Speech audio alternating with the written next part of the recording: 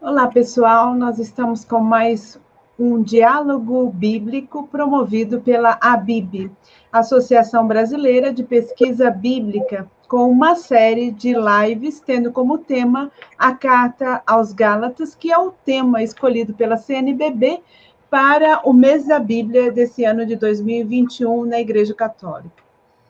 Bem, hoje nós temos como tema o Evangelho da Ternura e a Solidariedade em Gálatas 4, 8, 20. E temos a alegria, de conversar com o professor Dr. Valdeci Gonzaga. Bem-vindo, Padre Valdeci, no nosso meio, aqui no canal da BIB. O Padre Valdeci, ele é padre católico, possui doutorado em Teologia Bíblica pela Pontifícia Universidade Gregoriana, pesquisou a Carta aos Gálatas, tanto no mestrado como no doutorado, então, assim, é um grande conhecedor, desse escrito paulino. Também publicou sua tese na Itália e no Brasil, intitulada A Verdade do Evangelho e a Autoridade na Igreja, Gálatas 2, de 1 a 21, na exegese do Vaticano II até os nossos dias, História, Balanço e Novas Perspectivas.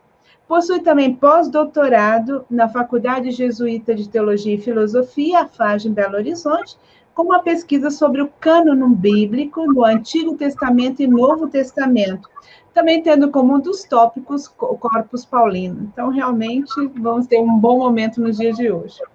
Conta com diversas publicações, livros, artigos em jornais, em revistas, também tem uma experiência, como radialista, e é responsável por um canal no YouTube chamado Bíblia Católica. É diretor do Departamento de Teologia da PUC do Rio de Janeiro e faz parte do corpo docente na graduação e na pós-graduação nessa mesma faculdade. Atua pastoralmente em várias comunidades, no Santuário São Judas Tadeu, em Cosme Velho, no Rio de Janeiro, e também atua nos trabalhos da CNBB. Bem, nós vamos ouvi-lo, você poderá colocar aí a sua pergunta no bate-papo público, que nós teremos depois alguns minutinhos, para poder responder as suas perguntas. Então, aproveite, porque esse vai ser um momento bem legal para você tirar também as suas dúvidas, uma boa oportunidade para isso. Também convido a cada um de vocês a se inscrever nesse canal da BIB. Bem, Padre Valdeci, a palavra é sua.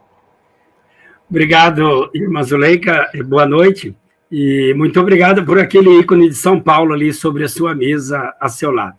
Agradeço o convite do Padre Friso, presidente, então, atual presidente da BIB, e é uma alegria muito grande. Já era para ter estado aqui com vocês, mas como eu também fui pego de surpresa pelo Covid, isto demandou que eu fizesse o período de recuperação.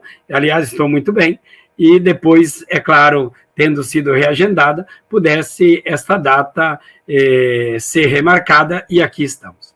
Eu pediria que a projeção ela fosse, então, colocada, disponível. Muito obrigado. Bom, então, desculpem aí os transtornos, com questões técnicas, mas eu acredito que dá para a gente se recuperar, e recuperando a gente ganha o tempo, e dá para tratar da temática no tempo previsto também.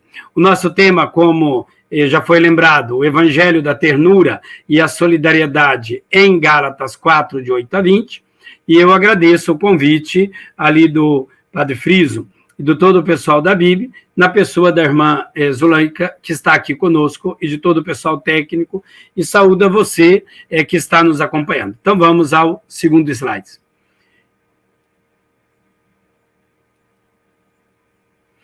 Como nós sabemos, a Carta aos Gálatas é uma carta chamada genuinamente paulina, está entre os 7 textos autenticamente paulinos ou proto-paulinos, para dizer que são de Paulo realmente, aceitos e reconhecidos no primeiro momento. Tem o título de A Magna Carta da Liberdade Cristã, por causa de toda a temática que ela desenvolve, e entre os vários temas, é importante que nós vejamos um que trata da ternura e da solidariedade em Paulo, a fim de compreendermos que ele não era este homem tão duro assim como muitas vezes nós pensamos. Próximo slide. O que nós estamos acostumados realmente é com esta ideia de que Paulo é um homem duro na queda, que é um homem transigente, que é um homem que não abre mão, que é um homem que sempre está zangado, nós poderíamos dizer, e ele coloca, é óbvio, a defesa da verdade da fé, ou do evangelho de Cristo, do seguimento de Cristo, nesta liberdade, sem que sejam colocados muitos outros, poderíamos dizer, penduricalhos, que não são próprios da fé. Então, diante de um texto como este daqui, que nós iremos daqui a pouco ler, o que nós percebemos? Uma exortação amorosa, urgente e intensamente pessoal, nos recorda Hendriksen. Na expressão de Ferreira, é um texto que nos fala da ternura e da afetividade em Paulo. Na opinião de Meinet, é Paulo que age como a mãe amorosa, falando a seus filhos, num clima de uma maternidade recíproca, porque Paulo o gera na fé, mas eles têm um cuidado carinhoso com Paulo. Na opinião do alemão Michener, nós temos um texto em que poderíamos falar de uma maternidade espiritualmente falando. Próximo. Paulo, neste texto, é um homem missionário que, diante daquilo que ele tem que apresentar, é um homem tomado por uma ternura. Ternura de quem? Ternura de Deus. Capaz de entender as dificuldades das pessoas, nos limites humanos que cada um tem, bem como de agradecer por tudo que ele recebeu no passado, é capaz de revelar a misericórdia de Deus como caminho de salvação, porque este texto se mostra como um escrito realmente em tom de ternura, revelador das inquietudes maternas de Paulo, e de um Paulo, é claro, preocupado, terno, e preocupado com as suas comunidades, como nos lembram Contenet e Legace.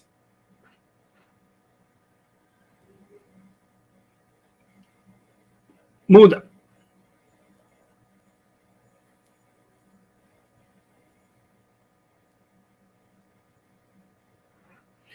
Além disso, é preciso que nós tenhamos presente o seguinte, o texto reconhecido na maioria dos estudiosos, ele, enquanto texto mais coeso, que nós chamamos de perícope na linguagem acadêmica, é uma passagem dentro do capítulo 4, que vai dos versículos 1 a 20, subdividida em duas partes, de 4:1 a 11, 4:12 a 20. Agora, existe ali no meio um versículo em que ele muda o tom. É ali que eu fui pegar, então, este texto, para perceber como que um grande parêntese no comportamento paulino, em que ele tinha sido bastante agressivo no capítulo 2, por exemplo, com Pedro, com outros, e ele segue um pouco agressivo, mas ali ele tem uma mudança de ternura. O que deve ter acontecido? Paulo deve ter realmente sofrido um choque, uma tensão interior muito grande, e é neste processo que ele, diante daquilo que é o mais importante, é capaz, então, de mudar o tom da conversa, nós diríamos. Vamos lá, muda. Paulo passa a usar uma linguagem diferente, uma linguagem diversa, um estilo diverso. O que está em jogo é a verdade do Evangelho. Então, neste texto, Paulo, ele emprega uma linguagem que tem forte conexão com o tema da amizade. Vai lembrar Betz. Na tradição ocidental, nós vamos ver daqui a pouco, nós temos uma expressão que é captatio benevolência, do latim, que no mundo grego é a perifilia. Ambos têm essa conotação de conquistar a outra pessoa a partir da amizade, ou seja, você começa a usar uma linguagem muito mais amorosa, capaz de recriar o elo da ternura, o elo da confiança. É como se você tivesse perdido um pouco a paciência, começou a perder o tom, começou a se alterar, e você cai em si, e você abre mão e cria um pouco mais um clima sereno. O sangue está fervendo, nós diríamos, conta até 3, esfria o sangue, e você, então, retoma. Ora, Paulo tinha agido de forma já dura, repito, ali no capítulo 2, com Pedro, no incidente de Antioquia, mas aqui ele jogaria tudo a perder. Vamos lá, muda. Então, o nosso objetivo é aquele de mostrar, pelo menos de fazer uma análise deste texto, mostrando alguns pontos deste evangelho da ternura, da solidariedade em Paulo, tido como homem duro e inflexível, capaz de ter gestos e palavras tão ternos para com os seus irmãos que nós normalmente não veríamos em Paulo. É como aquela mãe que, de repente, vê os seus filhos e ela chega a um ponto e ela diz, eu não sei o que fazer mais com você. Bom, mas ela sabe que ela é mãe, ela sabe que o filho precisa dela. Então, ela é capaz de agir com ternura diante desta realidade, porque ela não quer perder o seu filho por alguma coisa, por alguma situação, ela não quer piorar a situação. Paulo não queria perder os seus irmãos da Galácia para os falsos irmãos. É este o único gesto de ternura paulino? Não. Vamos lembrar 1 Coríntios, o capítulo 13, o hino ao amor. A exaltação à caridade, ao amor. Vamos lembrar 2 Coríntios, nos capítulos 8 a 10, quando Paulo trata da coleta em favor dos irmãos mais pobres de Jerusalém, que ele, por sua vez, também menciona em Gálatas. Então, Paulo sempre teve gestos de ternura. Próximo. Paulo não tem dúvidas, né, em falar de um zelo de sua parte por estes irmãos. Ele zela, ele tem carinho. Enquanto que os falsos irmãos têm um outro tipo de zelo, que é um zelo interesseiro, um zelo baseado em um interesse. Então, tem má intenção por trás. Nós diríamos hoje, isto não é zelo, é bajulação. Então, é neste sentido que eu apresento agora esta perícope, esta passagem, subdividindo em 5 pontos, a fim de poder entender a temática. Próximo.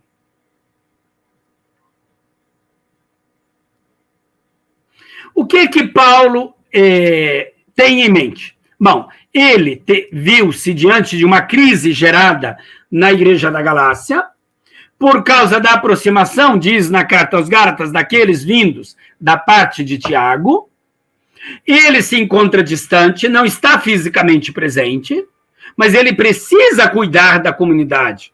Ele não pode perder de vista o zelo.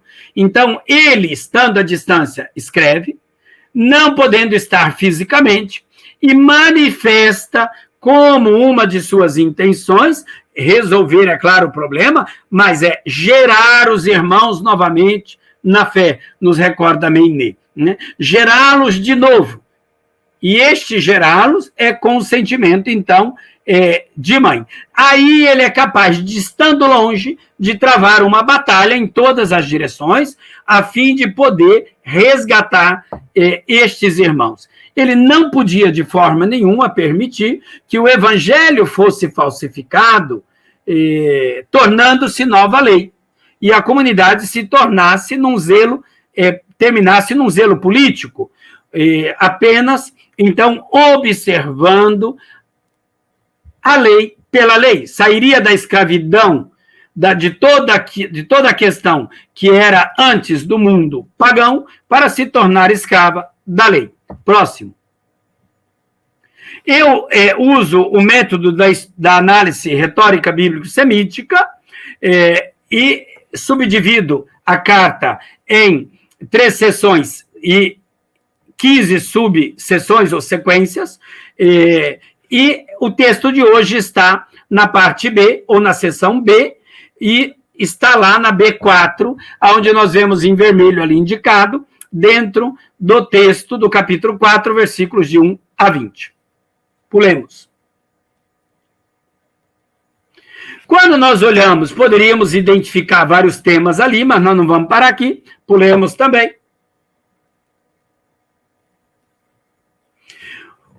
O importante é que nós percebamos estes 5 pontos, como eu havia dito, de subdivisão dos versículos de 8 a 20.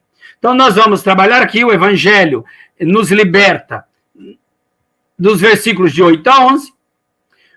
No versículo 12, um convite em nome da amizade. Nos versículos 13 a 14, o Evangelho nos torna amigos, ternos e solidários. Nos versículos 15 a 17, parece que algo mudou na antiga amizade. E nos 18 a 20, o Evangelho é doação vital e a amizade não mudou. Então, existe um raciocínio lógico em Paulo, nesta mudança de tom, onde ele vai conduzindo o fio da conversa a fim de não perder os irmãos. Próximo. É interessante observar o gênero literário que nós encontramos neste texto, como eu dizia lá atrás, é de uma petição. E esta petição baseada na amizade. Algo emotivo, afetuoso, carinhoso, que nós diríamos dentro da literatura latina, romana, uma captatio benevolência, né? Dentro da literatura grega, uma perifilia, aonde nós usamos o recurso voltado para a pessoa a partir da amizade, em vista justamente deste tom que envolve a pessoa, resgata na pessoa o sentimento, né? Então, em ambos, seja na tradição oriental, seja na ocidental, mundo grego ou romano, os argumentos indicam o topos da amizade, o lugar da amizade, em que Paulo toma como sendo o caminho para salvaguardar o seguido, e vai ser aquele que vai seguido, para ser salvaguardado e seguido na defesa da amizade. Por quê? Porque ele vai dizer, a amizade verdadeira é algo que dura. Se ela existia ontem, ela existe hoje e vai perdurar para sempre, no tempo e no espaço, fazendo com que os amigos se tornem, inclusive, como nós dizemos hoje, parceiros, cúmplices em muitos aspectos. E Paulo vai dizer, olha, isso não pode mudar. Não é que a chegada destes intrusos pode mudar a nossa amizade. Pula. Por isso, o que o apóstolo, então, vai dizer em primeiro lugar? Aqui está, talvez, aquela dica para nós, em tempos de crise, no diálogo, em discussão com as pessoas, se tem alguma mágoa antiga, ele vai dizer, olha, vocês em nada me ofenderam. Vocês não me fizeram mal nenhum. Eu não tenho nenhum ressentimento com vocês. Aí Paulo já ganha a confiança de novo. Por quê? Porque a verdadeira amizade permanece para sempre. E a característica dela é a fidelidade no tempo. Ela não pode ser arranhada, machucada com alguma coisa que tenha acontecido ao longo da trajetória. Pulemos. Paulo vai ser franco neste texto? Vai. Ele vai usar, inclusive, de paresia, ou seja, a franqueza no falar. Ora, ele é capaz de sinceridade, mas esta sinceridade vai ser baseada nesta mudança de tom, de ternura. É aquele que anunciou o Evangelho de Cristo, sabe que isto é importante, não abre mão da defesa do Evangelho de Cristo, mas ele sabe que, precisando ser sincero, ele precisa ser sincero a partir deste tom da amizade, porque a amizade pede uma verdade. A verdade, ela não pode ser, então, escondida na amizade. O tom em que ele fala é que muda o discurso. Então, ele vai costurar todo o seu texto escrito que nós temos hoje, nesta linha da amizade, do carinho, um tom acolhedor, atencioso, afetuoso, amoroso, poderíamos usar todos os termos ali. E ele vai se colocar como um entre os outros. Nós somos condiscípulos, nós somos irmãos. Ou seja, é para dizer que, assim como ele foi acolhido por Cristo, os demais foram acolhidos por Cristo e todos eles acolheram o Cristo. Então, não tem razão de ser. Pulemos. Ora, como que medindo então mais e melhor as palavras usadas na escrita, para não piorar mais a situação, o clima estava tenso. Por quê? Porque eles tinham ficado impressionados com a solidariedade de Paulo, que tinha anunciado a eles um evangelho, respeitando a liberdade da cultura, da língua, de tudo deles, permitindo, pela liberdade cristã, que Paulo tinha conquistado a eles em Cristo, que eles vivessem dentro da realidade deles, na liberdade e no seguimento de Cristo. Por quê? Porque Paulo tinha claro que a evangelização não se faz com documentos frios, ela não se faz abstratamente, ela se faz no concreto da vida das pessoas, respeitando as características próprias da pessoa. Claro, colocando Cristo como fundamento maior. Então, Paulo vai, como que, chamar a atenção deles para o fato de que, entre eles, aconteceu uma ligação muito profunda e sentimentos comuns foram florescendo juntos, foram crescendo juntos, e esta confiança, esta liberdade que Paulo instaurou no coração deles, no seguimento de Cristo, eles também não esqueciam. Próximo. Ora, o que é preciso, então, entendermos? Paulo usa uma linguagem acurada, afetuosa. Ele coloca o coração inteiramente no falar, né? É um coração de Paulo mirando o coração dos seus leitores. Ele está distante. Ele precisa de falar ao coração deles, né? Agora, o que dá a entender é que Paulo realmente está enfrentando dias angustiantes, mas ele não pode perder esta batalha, ele não pode perder as pessoas para Cristo. Então, essa mudança de linguagem, ou essa mudança de tática, ele age do coração mirando ao coração. Próximo. Vamos à primeira parte das 5 subdivisões. Os versículos 8 a 11, o texto bíblico em si. O evangelho nos liberta.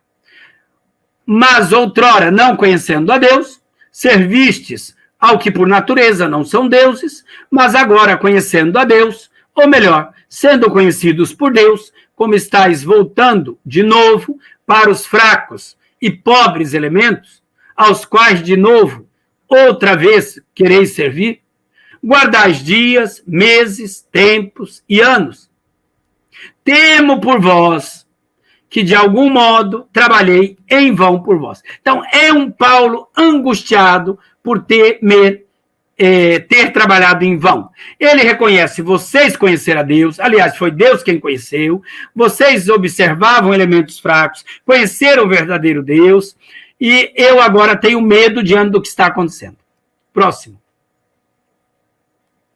O texto, então, que nós temos aqui, o que ele vai nos mostrar estes 3 versículos? Que Paulo se dirige a seus neoconvertidos de modo particular. Não está falando a qualquer um, não é uma missiva uma carta que ele envia universalmente, mas a determinado grupo que enfrenta uma crise.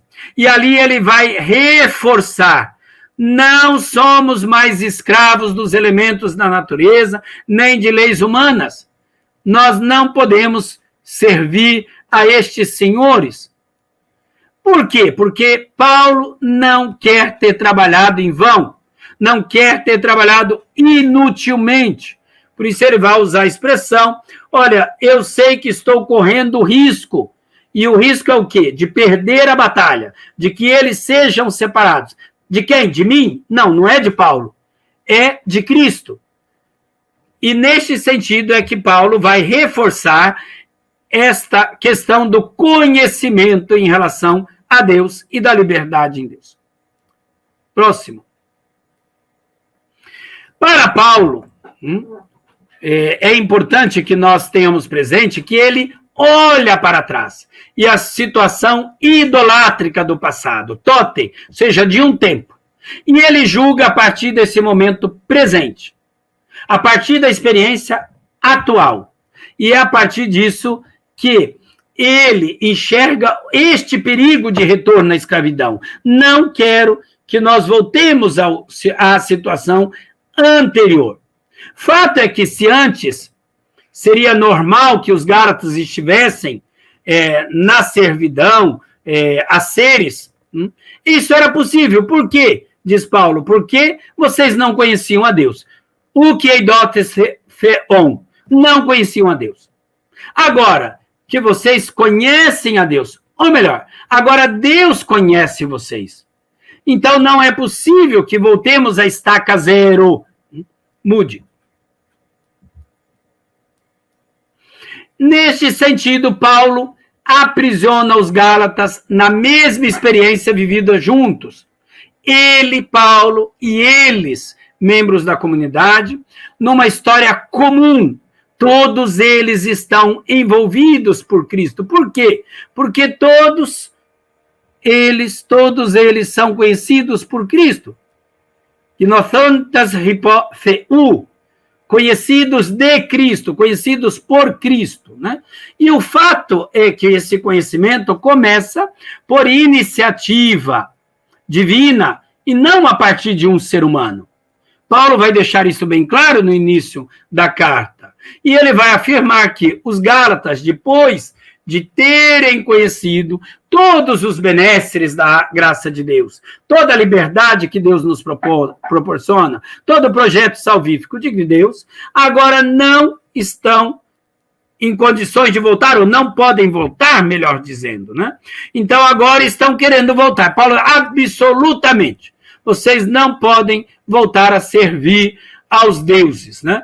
Não no sentido de que agora eles voltariam a servir aos deuses pagãos. Paulo tem consciência de que isso não está acontecendo. Estavam substituindo os deuses pagãos, o verdadeiro Deus, pela lei mosaica, depositando toda a confiança na lei mosaica, e Paulo diz, absolutamente, esta sujeição nós não podemos aceitar. Para frente. Então, Paulo, inclusive, usa de um pouco de tom de ironia, né? Muito mais do que vocês pensarem que conheciam a Deus, vocês são conhecidos por Deus. Para Paulo, este retorno dos Gálatas, né, é um retorno que, para Paulo, é inaceitável, inexplicável, ele não pode engolir isto. Como que vocês que conheceram a Deus, agora, de novo, querem voltar à escravidão de antes? Ele vai dizer absolutamente. De novo, não posso aceitar. De novo, outra vez, não posso aceitar. Próximo. Por fim, que não é o fim do slide, pelo amor de Deus, da noite, né? Qual é o temor de Paulo? É ter trabalhado em vão, ter perdido tempo, ter fatigado a vida inteira por nada. E este perdido tempo seria perder todo o esforço realizado, porque parece que eles estão abandonando a Deus para ir atrás de outros deuses, que na realidade não são deuses, diz Paulo. Então a preocupação de Paulo é em vista de que eles não se distanciem de Cristo. Próximo.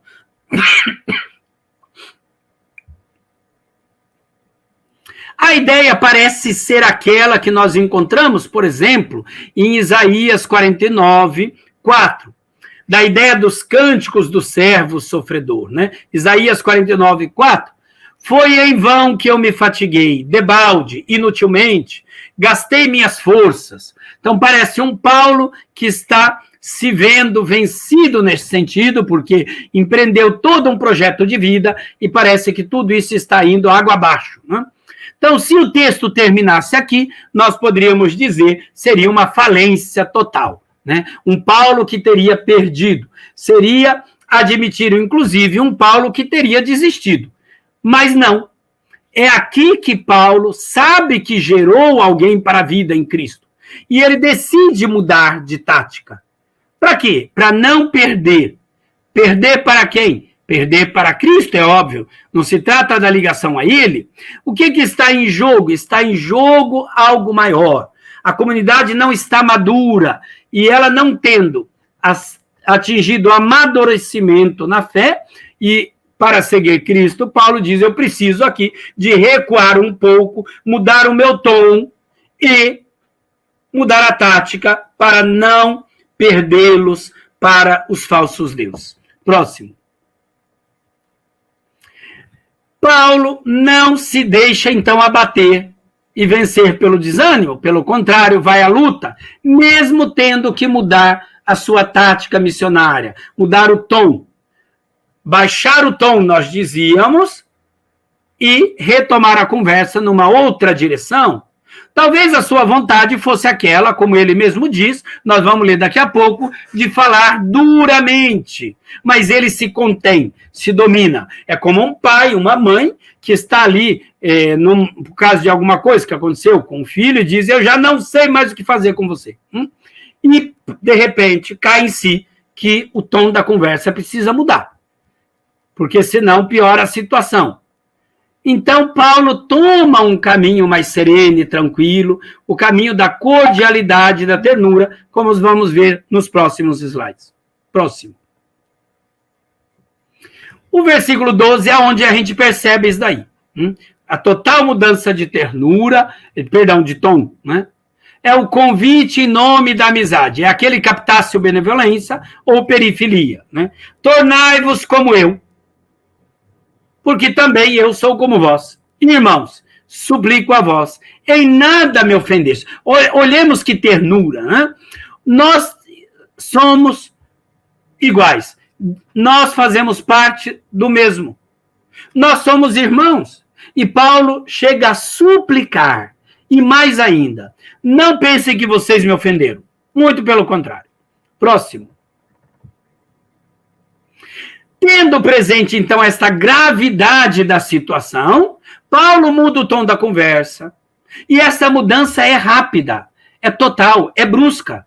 É como um papaizinho querido, uma mamãezinha querida, que começa a tratar o filho, a filha, em tom mais suave, mais equilibrado. Um tom pleno de emoção, que revela uma tensão, é claro, interior.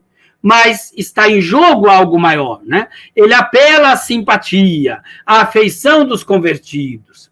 O estilo mais argumentativo, doutrinal, ali que nós temos nos capítulos 1, 2, sobretudo, mas no terceiro, né? Passa a um estilo argumentativo confidencial.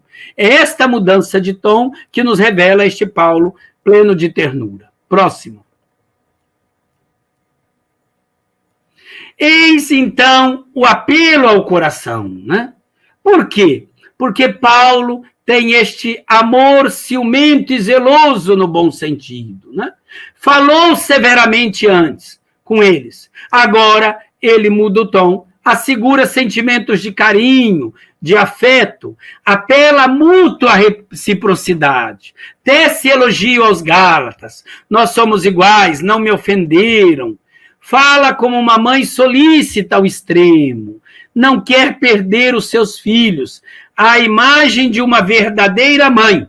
Uma falsa mãe ensina o julgamento de Salomão, por exemplo, é capaz de renunciar ao filho. Uma verdadeira mãe, ela aguenta muita coisa, porque ela sabe que precisa ajudar o filho. Os adversários agem como uma falsa mãe. Mudemos. Aqui está, apenas para recordar, né? O julgamento de Salomão. A verdadeira mãe, a falsa mãe corta a criança e dê metade de cada um. A verdadeira mãe, não. Eu prefiro ver meu filho vivo, entrega para outra. Paulo é esta mãe que é capaz, então, de abrir mão de muita coisa para salvar o filho. Por quê?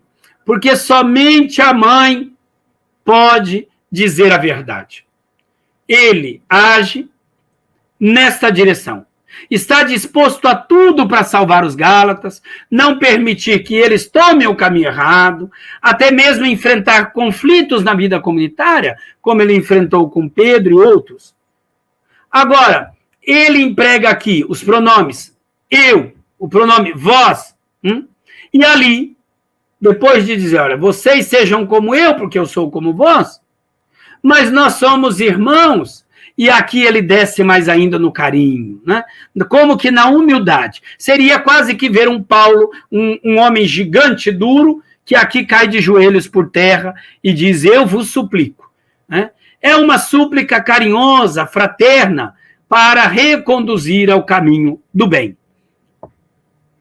Próximo. A mágoa ou ofensa, então, não era com ele sabia disso, era com o evangelho. Então, ele não pode ter com ele sentimentos que prejudiquem o evangelho. E ali ele vai dizer, olha, eu asseguro que vocês não me ofenderam em nada.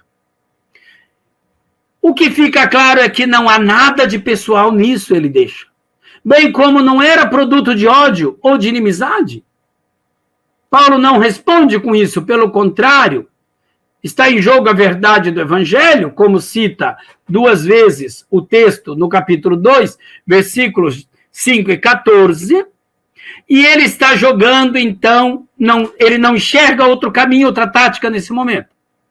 Joga de forma fina, amistosa e na humildade da súplica, como um irmão entre os irmãos. Próximo. Os versículos 13 e 14.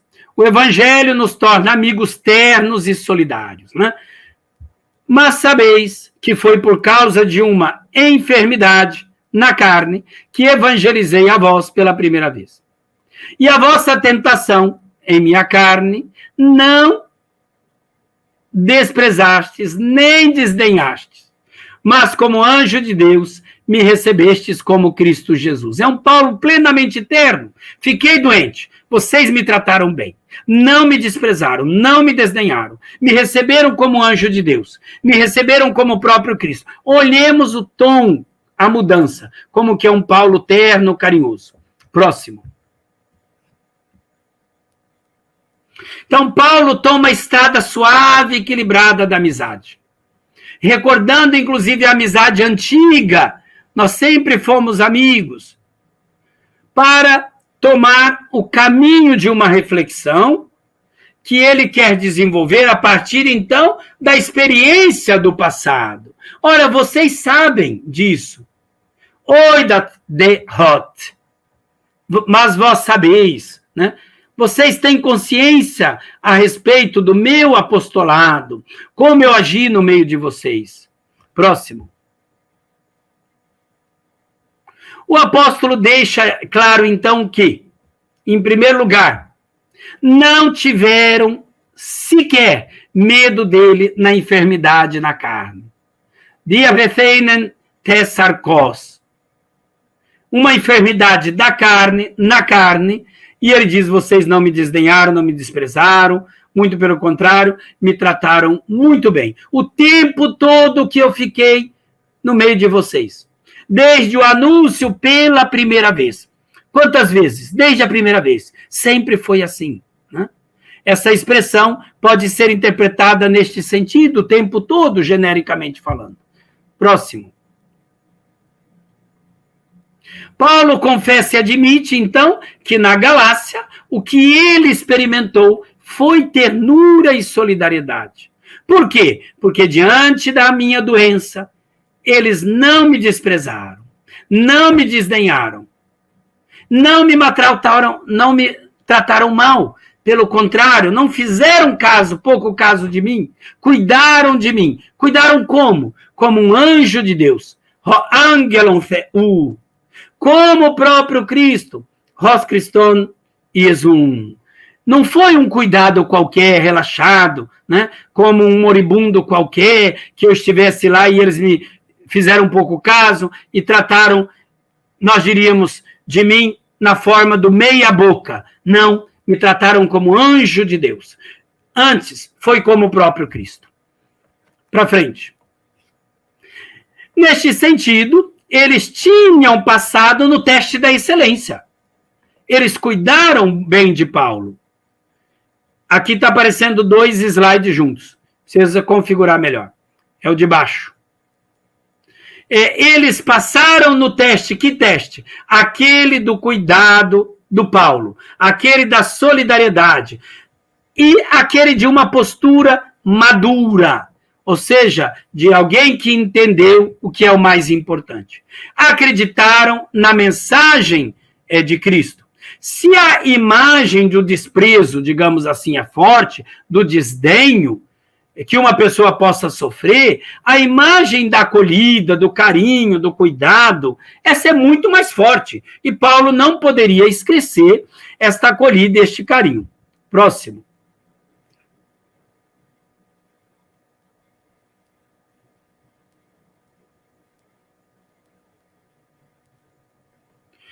Os versículos 15 a 17. Parece que algo mudou, então, nesta amizade. Onde, pois, está a vossa bem-aventurança? A vossa felicidade, o macarismo, nós diríamos? Pois eu vos dou testemunho que, se vos fosse possível, se vocês tivessem tido condições, né? Tendo arrancado os vossos olhos, vós os teríeis dado a mim, de sorte que vosso inimigo, eu me tornei dizendo a verdade a vós? Seria dizer aqui com uma expressão em grego, megenoito, de forma nenhuma. Ora, são zelosos por vós, não bondosamente, mas desejam vos separar de mim, a fim de que sejais zelosos por eles. Então, Paulo lembra a bem-aventurança, lembra que se eles pudessem, eles teriam tido condições, se eles tivessem tido condições, eles teriam arrancado os olhos para dar para eles, teriam feito o melhor. Agora, vocês estão falando que eles são zelosos, mas o zelo deles é com má intenção. Próximo. Visto que os Gálatas passaram no teste, não desprezaram o Paulo em sua enfermidade, quando ele estava presente no meio deles doente, Paulo então reconhece e conclama o macarismo, a bem-aventurança, a felicidade dos Gálatas, por esta solidariedade que ele recebeu no meio deles. Então, Paulo proclama e reconhece a felicidade ou bem-aventurança deles pelo bem que deles recebeu. Então, Paulo exalta esta felicidade, como que num grito de alegria, indica as muitas bênçãos que todos eles receberam, religiosamente falando, desde o início, na conversão a Cristo, e por tudo que tinha feito por ele, Paulo. Então, uma solidariedade, uma ternura que foram recíprocas entre Paulo e eles e Paulo. Próximo. Em seguida, Paulo evoca o testemunho. Ora, eu sei que se vocês pudessem, teriam arrancado os olhos e teriam dado a mim. Mártiro, eu dou testemunho da grandeza da solidariedade de vocês. Estavam dispostos a fazer isso, a arrancar os olhos e a dar-lhes. Neste sentido, não apenas Paulo agiu como uma mãe em relação a eles, mas também os Gálatas como uma verdadeira mãe em relação a eles. Então, ambos se elogiaram reciprocamente. Como diz o ditado popular, a boca fala do que o coração está cheio. Neste momento, eles retomaram o caminho. Próximo.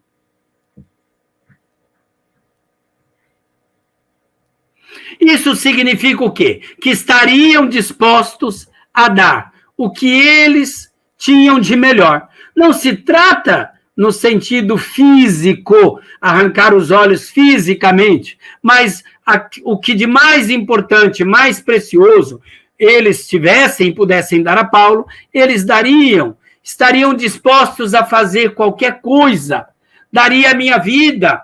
Por quê? Porque é uma prova de gratidão. É como, então, o ditado popular no português.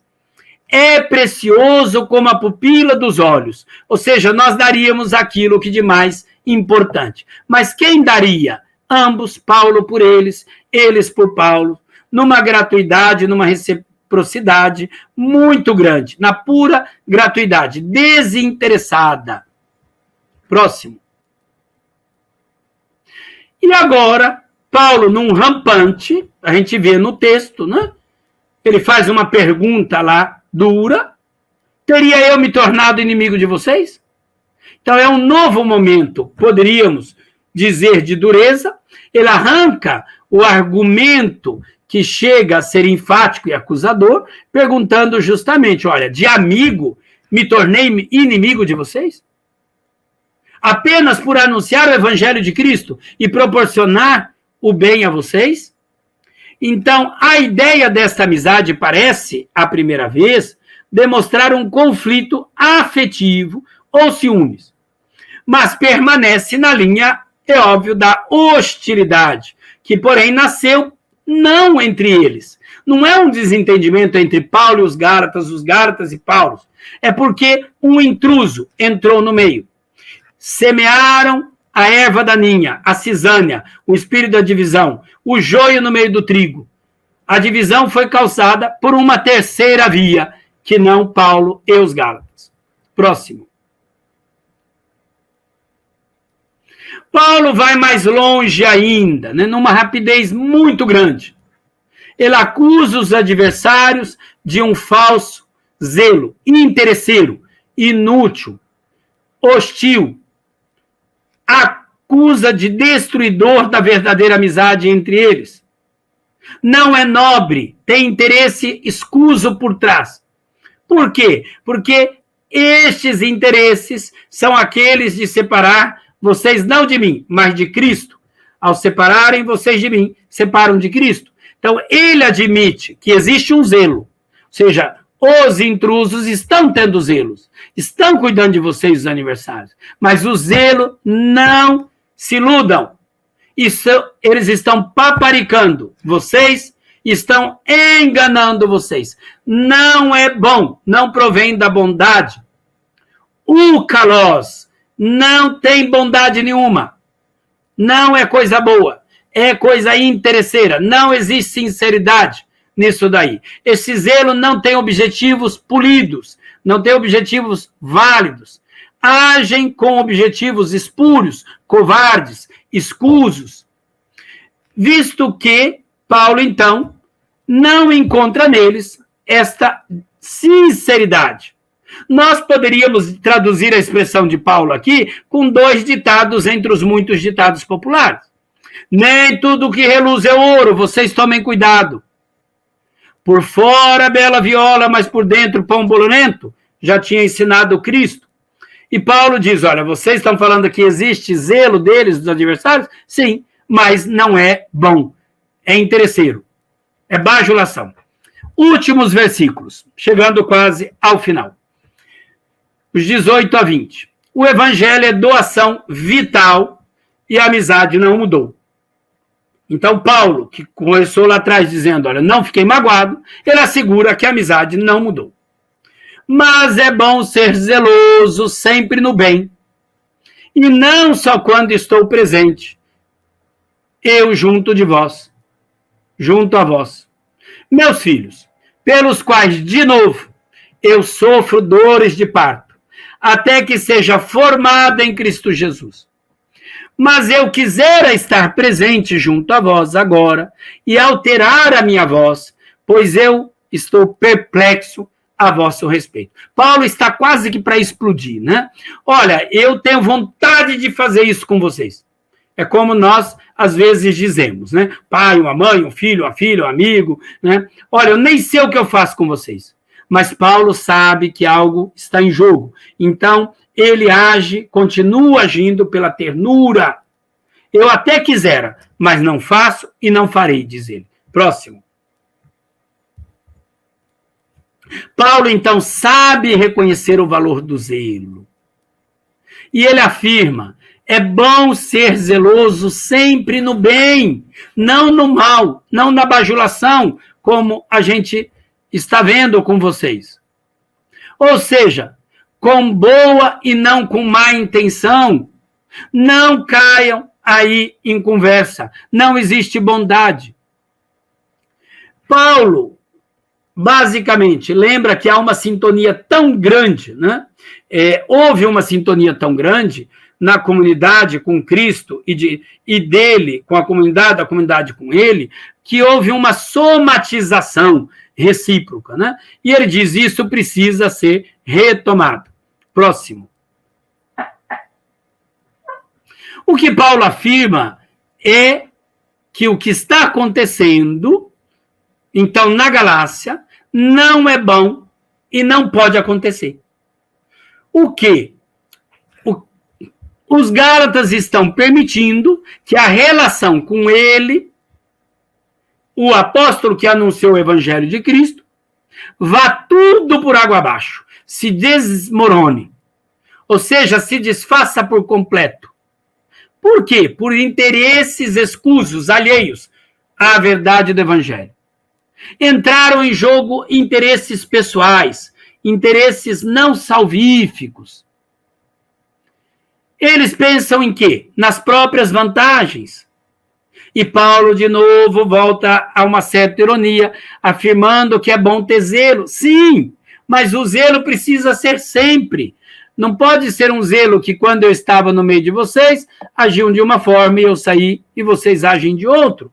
O cuidado, a amizade entre nós permanece. Próximo. Quando o apóstolo, então, estava no meio deles, o apóstolo recorda, vocês estavam dispostos a arrancar os próprios olhos para darem a mim. E agora, vocês estão querendo me abandonar. Nós temos um ditado popular que nos ajuda a entender isso. Longe dos olhos, longe do coração. O que os olhos não veem, o coração não sente. Ora, Paulo joga nesta direção a fim de recuperar a amizade, o carinho deles. Por isso ele vai afirmar que o carinho e o cuidado não pode ser apenas quando eu estou na frente de uma pessoa. Bajulação seria, né? Se é verdadeiro, é para sempre. Próximo.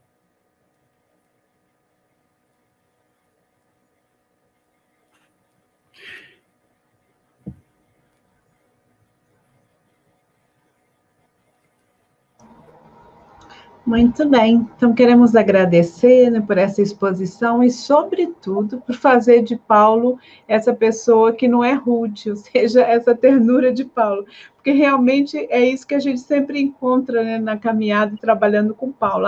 Tá, Paulo é assim, é assado, Paulo é muito duro, e assim vai.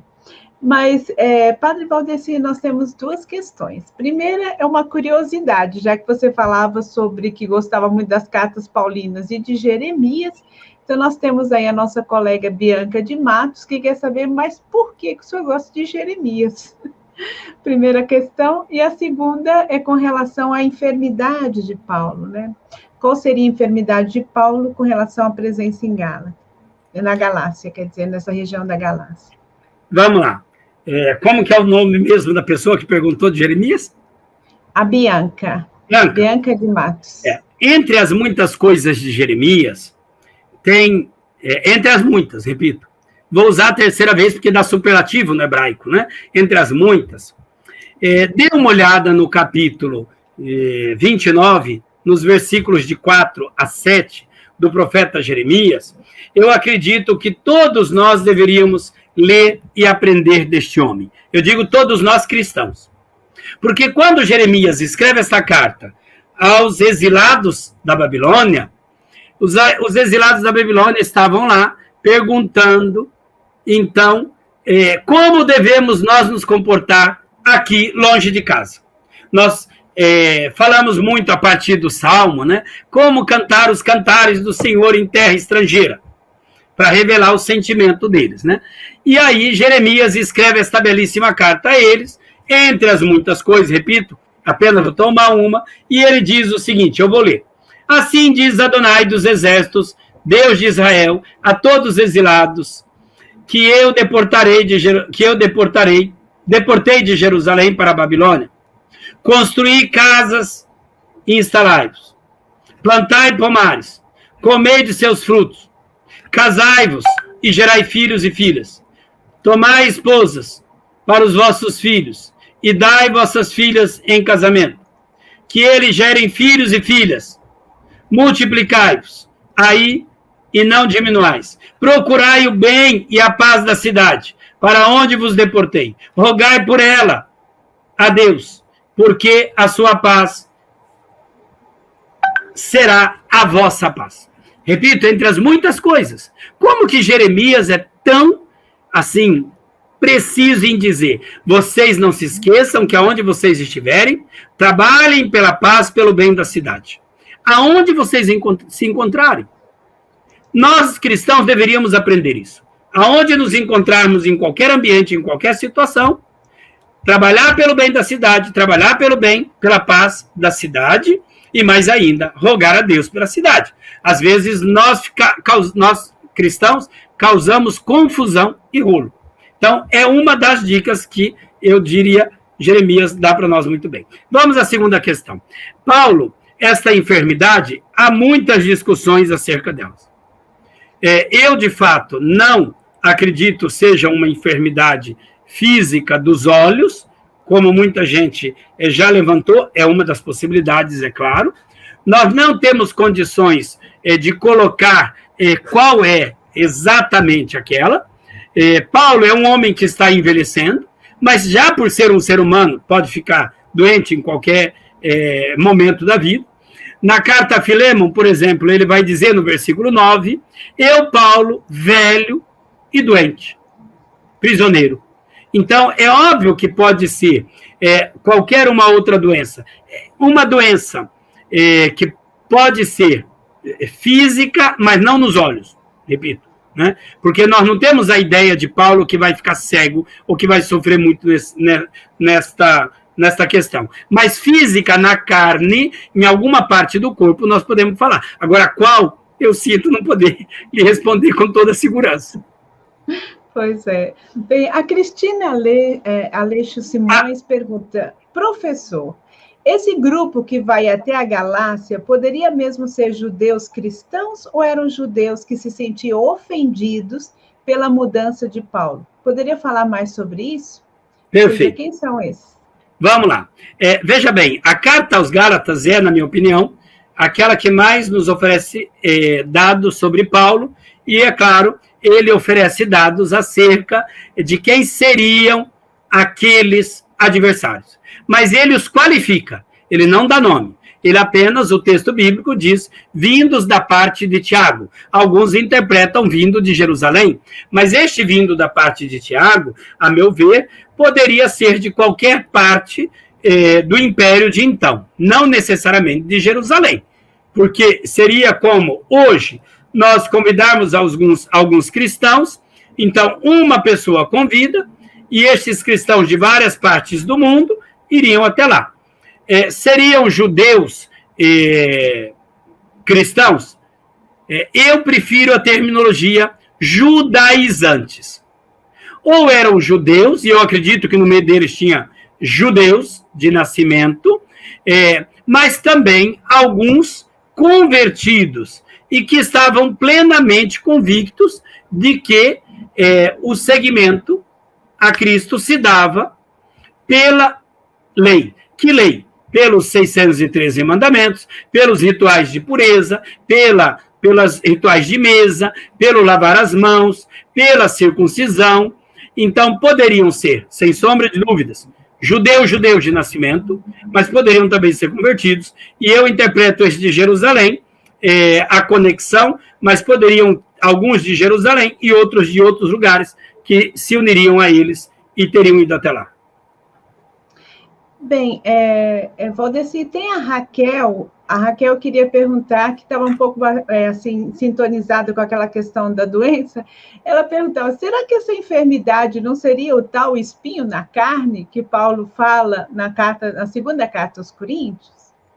Veja bem, muita gente também já conectou esta questão, e aventou-se de que este espinho na carne seria esta enfermidade. Se eu levar em consideração a informação paulina de que o espinho na carne seria uma questão física, me é estranho de falar que literalmente falando, que um espinho, ou seja, alguma coisa de uma doença que pudesse ser nesta linha. Eu interpreto aquilo lá muito mais na linguagem metafórica, o espinho na carne, né? Não como algo físico realmente que estava. Porque quando ele fala de uma enfermidade na carne, ali no capítulo 4 de Gálatas, eu acredito, nessa dimensão, ou seja, um homem que teve que paralisar um momento por causa de alguma doença. Vamos lembrar, quantos 1000 quilômetros Paulo deve ter andado nas suas viagens, nas 3 viagens missionárias? Eu não incluo a 4ª, a da prisão, e nem a possível, que alguns defendem, a Espanha, mas aquelas 3 viagens missionárias, ao redor de 18 mil quilômetros. Então, é um homem que, para andar de barco, ou de navio, ou seja, de barquinho, né? Andar no meio do deserto, andar no gelo, porque tem verão, é muito pesado, tem inverno, é muito pesado, e uma doença de alguém que está ficando velho, de alguém que naturalmente vai ficando. Então, para mim, não pego literalmente um espinho na carne, mas uma realidade em que foi, em Gálatas, é uma doença que ele teve. Ok. Bem, tem José Maria Xavier que diz: Paulo parece estar zangado com os Gálatas, pois começa a carta se apresentando dessa forma. Isso procede?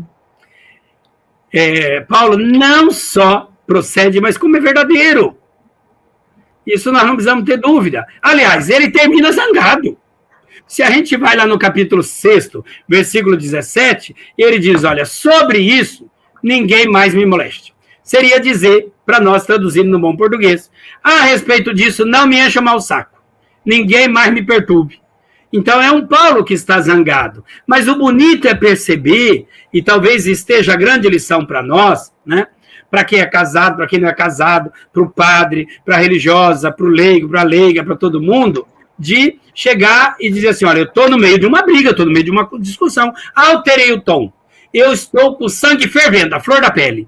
Opa, eu preciso baixar o tom, preciso me acalmar.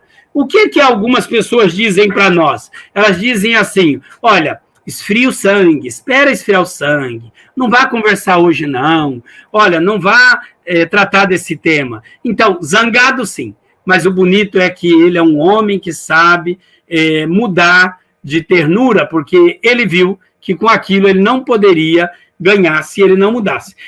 Repito, como quando nós falamos, olha, eu não sei mais o que fazer com você. Daí a pouco nós voltamos atrás e muda o tom mesmo. Quando às vezes a gente está pensando em fazer uma coisa, eu vou chegar lá e vou dizer isso na cara da pessoa. Chega lá, muda tudo. Por quê? Porque mudou o tom. De ambos os lados. Zangado sim, mas depois mudou.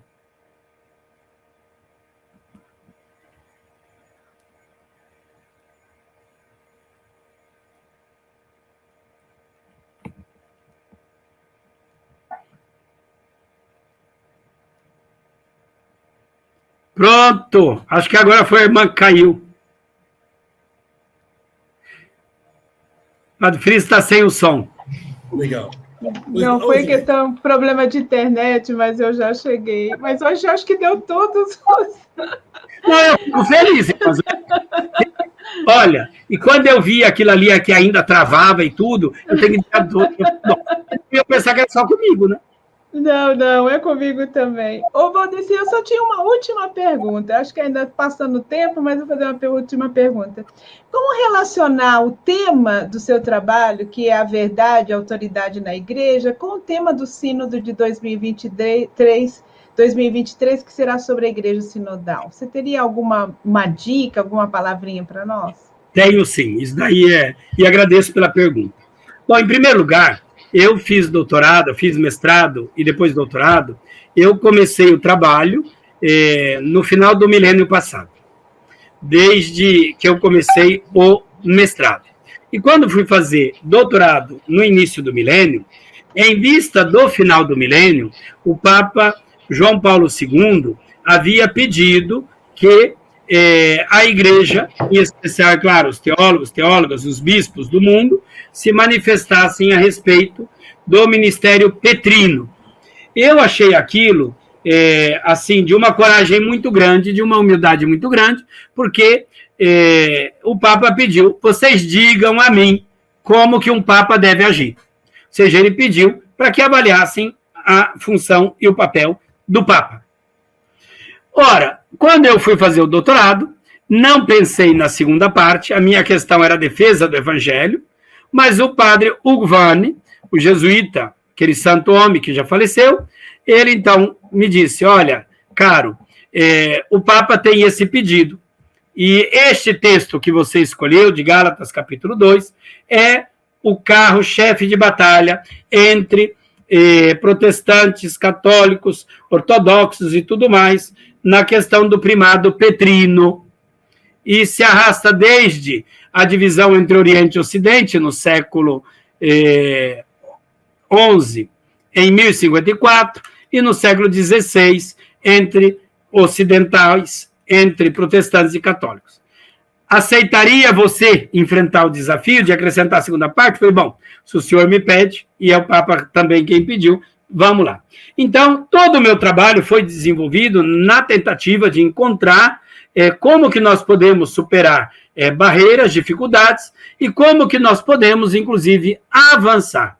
Eu não tenho dúvidas, irmã Zuleika, que o Papa é sucessor de Pedro, e que o ministério petrino, é aquele que coordena a igreja na caridade e a partir da caridade, mas é aquele que coordena a igreja na sucessão petrina. O que eu defendo é que, antes de dar a última palavra, que ele escute as muitas penúltimas palavras. Então, a sinodalidade da igreja, ela pode entrar nesta direção. Ora, vamos escutar as muitas penúltimas palavras. E não ignoremos as muitas penúltimas palavras. A síntese, ela vem das penúltimas. A última, ela tem que retratar as muitas penúltimas, porque senão também não tem razão de ser, né? Então, esta é uma boa dica que o texto ali nos dá, porque Pedro e Paulo continuaram sendo amigos. Derramaram seu sangue por causa de Cristo. Nenhum falou mal do outro depois, nenhum criou rolo com o outro depois. Os dois foram derramar o seu sangue na cidade eterna de Jerusalém. Os dois são evocados pela igreja como os dois grandes homens. Então, nos indicam o caminho. Conflitos são verdadeiros, são reais no dia a dia, mas superemos os conflitos e saibamos escutar as muitas penúltimas antes de dizer a última, mas que a última espelhe as muitas penúltimas. Ok, agradeço. Agora nós temos aí uma questão do Friso. Eu queria... Desejo primeiro agradecer vocês dois, né? Dois grandes estudiosos no Brasil, sobre Gálatas. Mas, vou dizer, é um testemunho. Nós acabamos, há 30 dias, nós fizemos aqui em Guarulhos a primeira Assembleia Presbiteral. Isso mesmo. 72 padres reunidos, pela primeira vez em 40 anos de diocese, fizemos uma assembleia dos padres, não é? Nossos problemas, anseios, etc. Qual a importância do conceito de sínodos? Sim, com rodos, no mesmo caminhar, que Paulo deixa para, não os padres em si, não é? Mas para os leigos e leigas, uma igreja que deve ser presença no mundo de saída, saber trabalhar com os diferentes em vista de uma perspectiva. A nomenclatura, e você já disse, né? Ela é sínodos, então com o mesmo caminho. Ou seja, o mesmo caminho, eu não tenho dúvidas, não tem que ser trilhado da mesma forma. Os passos de cada um são diferentes. E o caminho que eu preciso trilhar, eu vou fazer de uma forma, o outro vai fazer de uma outra forma. Então, é claro que um sínodo, uma assembleia sinodal, ela indica aquilo que é o fundamental. O cristianismo nos ensina isso de forma muito espetacular, porque ele nascente, ele nascente, já nasceu nas duas vertentes, na vertente helênica e na vertente hebraica, semítica. Então, nascendo nas duas vertentes, soube fazer o caminho no segmento de Cristo, mas respeitando muitas liberdades que as diferenças apresentam e que são próprias. Então, é claro que uma Assembleia Sinodal, ela não pode criar uma gaiola, ela não pode criar um caminho uniforme, ela vai criar um caminho de unidade. Isso é diferente, respeitando a pluralidade, as diferenças, as liberdades, isso é muito bonito. Não posso pretender que tudo seja do mesmo jeito, no mesmo dia, da mesma forma. O sínodo traz um caminho comum, mas respeitando também as diferenças. Ok, Padre Valdeci, nós agradecemos, né, a sua presença aqui conosco, né, pedimos desculpa pelos vários transtornos, mas isso faz parte desse caminho sinodal que nós estamos fazendo aí, de caminhar juntos. Né? Valdeci, queremos... como diz a Zuleika, uma live que não tem problema nunca é uma boa live. Ah lá, tá vendo? Agora, eu gostaria de completar aquela sua pergunta, assim, de dizer, mesmo depois, foram quantos? 74 ou 78 padres? 72. 72. Depois de quantos anos? 40. Nunca desistamos, né? Nunca desistamos. Ali é o caminho, né? E quando a gente pensa que nem nada, bom, vem uma luz e vem um caminho. Uma assembleia como esta vai resolver todas as dificuldades e os conflitos? Não. Aliás, ela pode, inclusive, gerar outros. Mas vamos levar a procurar outras possibilidades de saídas. Nós não temos receitas prontas. Por isso que nós nos reunimos. Aqui está o bonito do caminhar. Eu digo sempre, o caminho se faz caminhando. E um caminho tem pedras, tem buracos, tem poeira, tem chuva, tem pó, tem árvore, tem água, enfim, tem de tudo. O caminho se faz caminhando e enfrentando as dificuldades. Né? Às vezes a gente vai, como Paulo, olha, eu se tivesse presente, alteraria a voz com vocês. Minha vontade é essa. Mas eu fico calmo, porque está em jogo algo... Olha como é bonito Paulo dizer isso, né? Por isso que eu falo, é como uma mamãe, como um papai, né? Que diga, meu filho, eu já não sei mais o que fazer com você. Daí a pouco, sabe, porque age com ternura e bondade. Então, muito obrigado a vocês pelo convite. Eu espero ter colaborado nesta dimensão de ajudar a enxergar um Paulo terno, solidário, e dou a minha disponibilidade também, se um dia quiserem fazer alguma coisa sobre o cânon bíblico. Legal. Ok, agradecemos também a você que esteve aí com paciência junto com a gente, né, participando desse momento, dessa live. Nós queremos também dizer sobre a próxima, nós já conversamos sobre isso, mas a nossa próxima... olha ali, tem um livro, Compêndio do Cânon Bíblico, que é o livro do professor Valdeci. Quem quiser se aprofundar, nós já está aí uma boa dica, não é verdade? Bem, a nossa próxima live será no dia 20 de outubro, às 20 horas, e o tema será a Septuaginta, ou seja, a 70, na construção do Novo Testamento. Nós teremos o prazer de ter o professor Dr. Marcelo Carneiro, e como mediadora nós vamos ter a Lília Mariano, né, que faz parte aqui da diretoria da ABIB. Também o Marcelo já foi presidente da ABIB nos mandatos anteriores. Então, nós estamos aí aguardando você, porque vai ser um momento também muito especial. Né? Então, agradecemos pela sua presença e também já contamos com a sua presença no dia 20 de outubro. Então, eu pediria para você fazer inscrição aí no nosso canal de ABIB, porque a gente está preparando uma coisa muito legal para você, várias novidades. E também para aqueles que querem se inscrever na ABIB, essa também é uma oportunidade. Só colocar aí os seus dados que a gente entra em contato com vocês. Então, muito obrigada, uma boa noite, e até a próxima oportunidade.